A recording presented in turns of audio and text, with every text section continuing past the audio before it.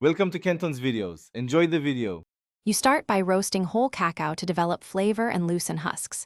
Preheat to 120-150 degrees and roast 15-30 minutes, stirring periodically for even browning. This reduces moisture and builds chocolate notes. Once done, cool the beans briefly so they don't steam, then crack and winnow to free the nibs. Make sure to remove as many husks as possible. Husks add bitterness and fibrous texture, so a clean nib batch makes a smoother, finer end product. You now transform nibs into cocoa liquor, which is essential for separating solids and fat.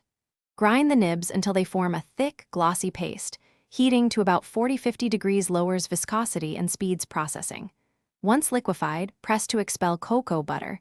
This concentrates the dry solids into a firm cake. If you lack a press, freeze the paste and scrape off surface fat, or use repeated centrifugation. Make sure to collect cocoa cake evenly, because uniform density yields an even final powder. You finish by reducing the pressed cake into a fine, consistent powder suitable for cooking and baking.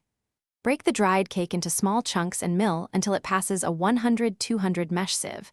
Once done, sift and remill any clumps to ensure uniformity. Make sure to cool and store the powder airtight in a cool, dry place. This preserves aroma and prevents fat bloom. Troubleshooting.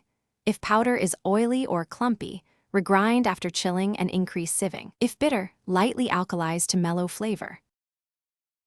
Thanks for watching. Consider subscribing if we helped you.